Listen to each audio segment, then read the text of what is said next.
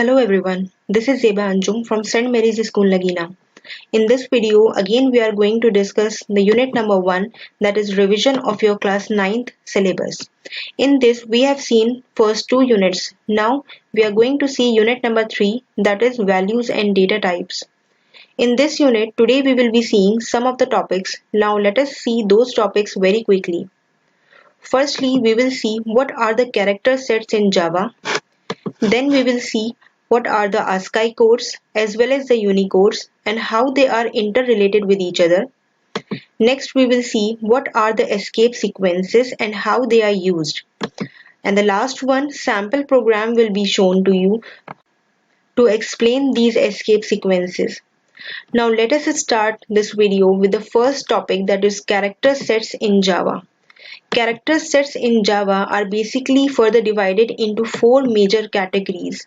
The first one are your literals. In literals, all your alphabetical characters are included. All the uppercase as well as the lowercase characters are contained in literals. We know Java is a case sensitive language, and that is why uppercase and lowercase letters are being treated differently. Now both the uppercase and lowercase letters are being contained in your literals.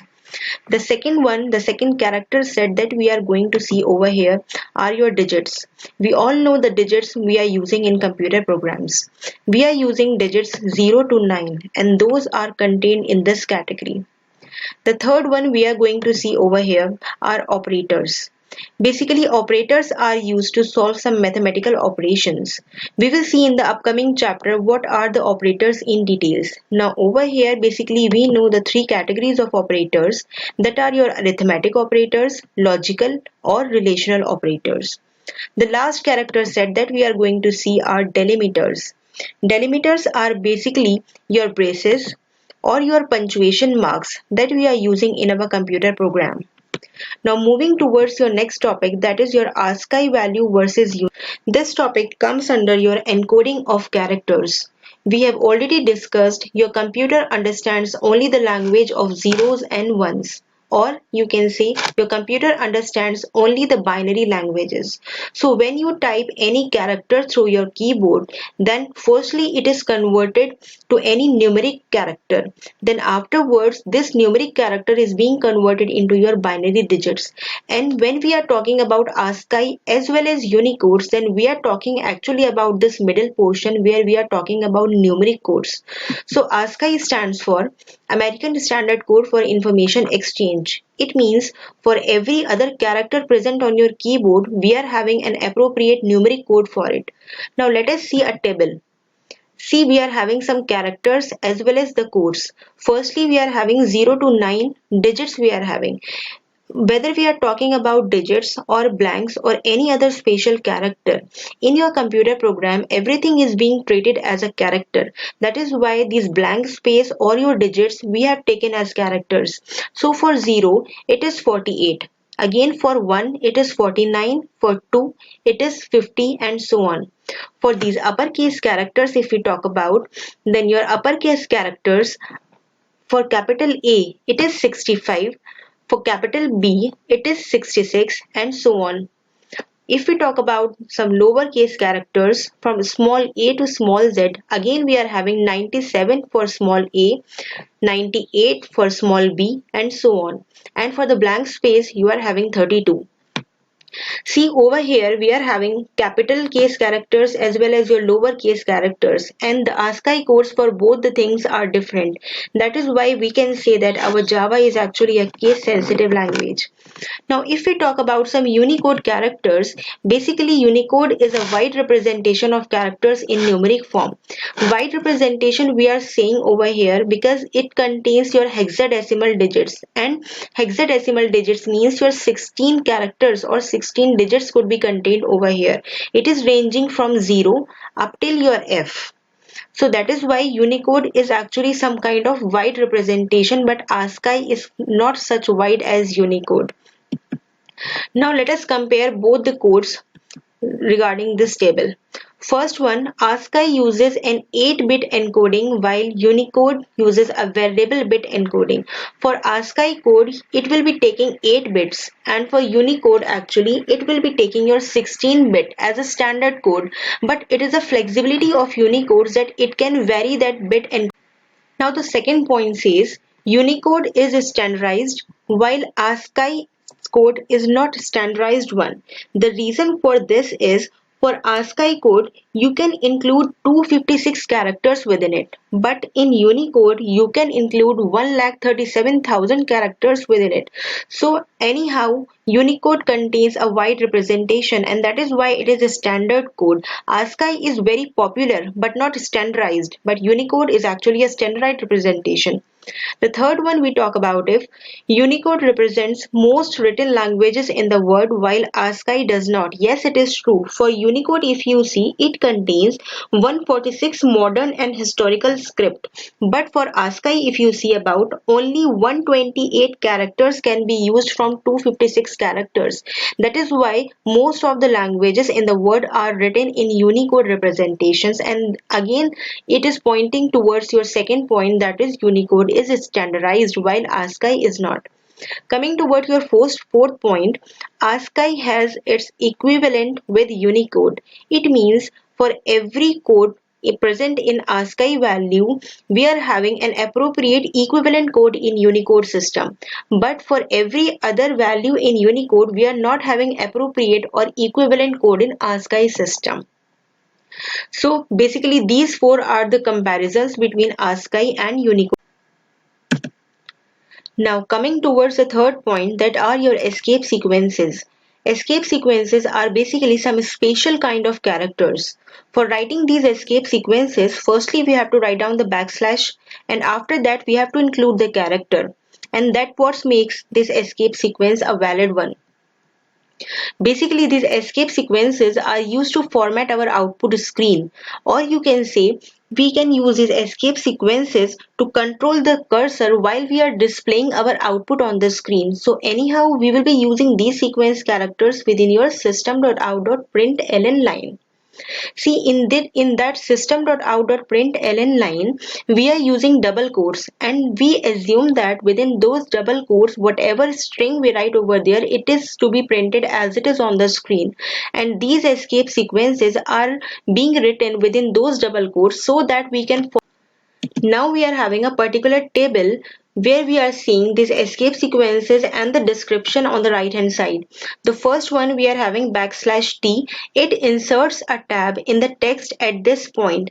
At this point means in that string, in that double quotes where you are writing that \t, at the same point you will be inserting a tab over there.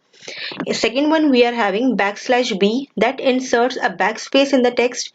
Third one \n, we are having, it inserts a new line in the text. Next one \r, it inserts a carriage return, and so on. So let us explain these escape sequences with the help of a sample program that we are going to run on our BlueJ. So we will be opening a BlueJ program. In this, let us make a new class. Let us name this class as escape. Double click on it. Now yes, you are having the full code. So firstly you need to write down the class that we have made escape. Now we will be writing your public static void main string arguments, and we are done with the basic part. Now simply we have to write down system.out.println. Over here, let us write down some sequence of characters. Let us write down learning escape sequences in Java. Again, let us write down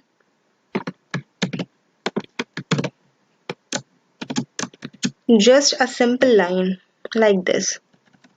in order to differentiate between our outputs screen. So we have not used any kind of escape sequence over here. Now firstly, let us try to run this code.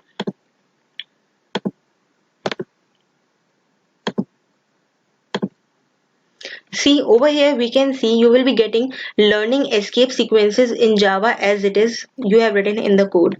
Now let us try to format this output. Firstly, let us use this \t over there. So it is used to insert a tab between these two. So let us use this \t between your escape and sequences. Now let us try to compile again this program, and we will be executing our program again. Now see, \t includes a tabular space between your escape and sequence words. Now let us move towards your second escape sequence, that is your \b. Again,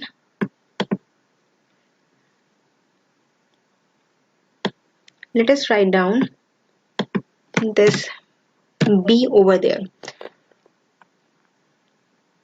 Actually, \b inserts a backspace in the text at this point. It means you have written \b over there. So between this, before this space, it will be including one more space. So to understand this better, let us include one, or let us delete this space over there. Now let us try to run this code.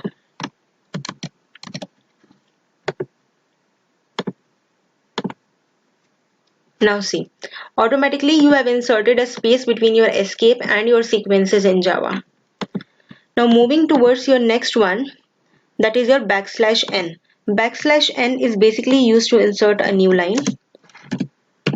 So simply you just compile your code.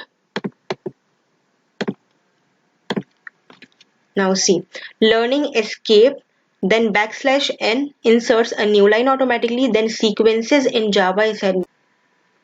Now you can try all these escape sequences using the same program. Let us try to use this double quotes also.